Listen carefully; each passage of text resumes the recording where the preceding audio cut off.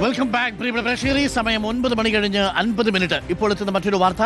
സെക്രട്ടേറിയറ്റിന് പിന്നിൽ മരം വീണ് ഒരു അപകടമുണ്ടായിരിക്കുന്നു. സെൻട്രൽ സ്റ്റേഡിയത്തിന് പിന്നിലാണ് മരം വീണത്. ഇരുചക്ര വാഹനത്തിന് മുകളിലേക്കാണ് മരം വീണിരിക്കുന്നത്. തലനാരിഴയ്ക്കാണ് സ്കൂട്ടറിൽ യാത്ര ചെയ്തിരുന്ന യുവതി രക്ഷപ്പെട്ടത്. മരം വീണ് പ്രസ് ക്ലബ്ബ് ക്യാൻറ്റീൻ ഭാഗികമായി തകർന്നിട്ടുണ്ട്. ഗോകുലുണ്ട് ഇപ്പോൾ സ്ഥലത്ത്. ഗോകുൽ, നേരത്തെ ആടി നിന്നിരുന്ന മരമാണോ? എന്തായാലും ആ യാത്രക്കാരി അത്ഭുതകരമായിട്ടാണ് രക്ഷപ്പെട്ടത്. മറ്റൊരു ബൈക്കിന്റെ കൂടി മുകളിലേക്ക് വീണിട്ടുണ്ട് എന്ന് തോന്നുന്നു. തിരക്കുള്ള പാതയാണ്. ഈ മരം വീഴുന്നത് കണ്ട് ബൈക്ക് നിർത്തി പോരുകയായിരുന്നോ യാത്രക്കാരി? കൃത്യം അതിന്റെ തൊട്ട് മുന്നിൽ വെച്ച് വണ്ടിയുടെ മുന്നിൽ വെച്ച് നിന്നു. ഒരു ബൈക്കിന്റെ മുകളിലേക്കും വീണിട്ടുണ്ടല്ലോ ഗോകുൽ.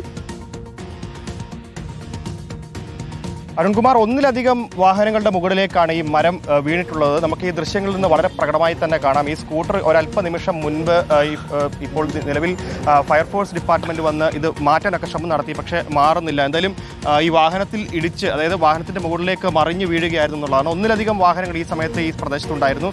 ആ വാഹനങ്ങളുടെ മുകളിലേക്കാണ് വീണത്. അത്ഭുതകരമായിട്ടാണ് ആളുകൾ രക്ഷപ്പെട്ടത്. നമുക്ക് ഈ വാഹനങ്ങൾ നീക്കാൻ പോലും പറ്റാത്ത തരത്തിലാണ് ഇത് കുടുങ്ങിക്കിടക്കുന്നത് എന്നുള്ളതാണ്. എന്തായാലും വലിയ അപകടമാണ് നടന്നത്. സോഷ്യൽ ഫോറസ്റ്റ് ഡിപ്പാർട്ട്മെന്റ് കീഴിലാണ് ഈ മരങ്ങളൊക്കെ വരിക. കഴിഞ്ഞ കുറേയേറെ നാളുകളായി പ്രദേശവാസികളും അതേപോലെ തന്നെ നാട്ടുകാരുമൊക്കെ പലപ്പോഴും പരാതിയായി ഉന്നയിച്ചിട്ടുള്ളതാണ്. പല മരങ്ങളും ബലക്ഷയത്തിലാണ് നിൽക്കുന്നത്. കനത്ത മഴയോ കാറ്റോ ഒക്കെ വന്നാൽ പലതും ഇടിഞ്ഞു വീഴുന്ന ഒരു സാഹചര്യം കൂടിയുണ്ട്. അങ്ങനെയാണ് ഇപ്പോൾ നിലവിൽ പ്രസ് ക്ലബ്ബ് ക്യാൻറ്റീൻ അടക്കം ഭാഗികമായി നശിച്ചിട്ടുണ്ട് എന്നുള്ളതാണ്. എന്തായാലും ഈ സമയത്ത് വലിയ തിരക്ക് പ്രസ് ക്ലബ്ബ് ക്യാൻറ്റീനിൽ ഉണ്ടാകേണ്ട സമയമാണ്. കുറേ ആളുകൾ അവിടെ ചായ കുടിക്കുന്ന സമയം കൂടിയായിരുന്നു. ആ സമയത്താണ് ഇത്തരത്തിൽ മരം വളരെ വേഗത്തിൽ നിലംപൊത്തി വീഴുന്നത് എന്നുള്ളതാണ്. എന്തായാലും പ്രദേശവാസികളും അതേപോലെ തന്നെ പ്രസ് ക്ലബ്ബ് ജീവനക്കാരുമൊക്കെ വലിയ ഭീതിയിലാണ്. കഴിഞ്ഞ കുറേയേറെ നാളുകളായി വലിയ ഭീതിയിൽ തന്നെയാണ് ഉണ്ടായിരുന്നത്. ഈ മരങ്ങളൊക്കെ ഏത് നിമിഷം വേണമെങ്കിലും വീഴാവുന്ന സാഹചര്യത്തിലായിരുന്നു ഉണ്ടായിരുന്നത്. അങ്ങനെയാണ് ഇന്ന് ഒരല്പനിമിഷം മുൻപാണ് ഈ അപകടം നടക്കുന്നത് എന്നുള്ളതാണ്.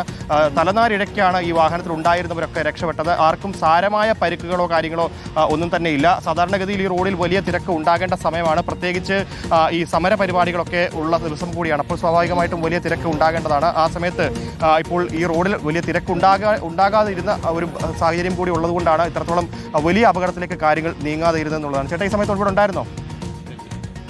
ആടി ഉലഞ്ഞ് നിൽക്കുന്ന ഒരു സാഹചര്യം ഉണ്ട്. ഉണ്ട് ഉണ്ട് ഉണ്ട്. ക്യാൻറ്റീനിൽ വരുന്നതാണോ? അല്ല, ഞാൻ സെക്രട്ടേറിയറ്റ് വന്നു. ഈ പല മരങ്ങളും, സെക്രട്ടേറിയറ്റ് പരിസരത്തുള്ള പല മരങ്ങളും ഇതേ അവസ്ഥയിലാണ് നിൽക്കുന്നത്. അത് പറയാം, എല്ലാം അത് പറയാം, അറിഞ്ഞോടാ. വലിയ അപകടമാണ് അരുൺകുമാർ ഒഴിവായത്. നമുക്ക് ആ ദൃശ്യങ്ങളിൽ നിന്ന് വളരെ പ്രകടമായി തന്നെ കാണാം.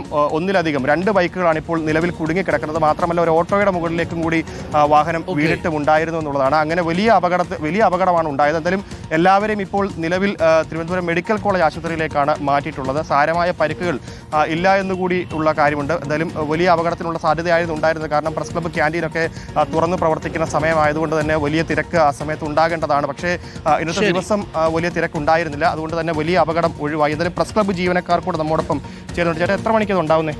ഒരു അരമണിക്കൂറിന് മുമ്പേ, അരമണിക്കൂർ കഴിഞ്ഞാൽ.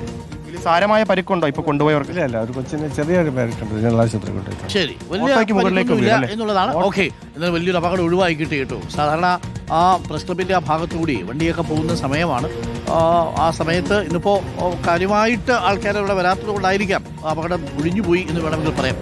ഉരുകിത്തുകൊണ്ടുപോയി എന്നൊക്കെ പറയില്ലേ, അതാണ്.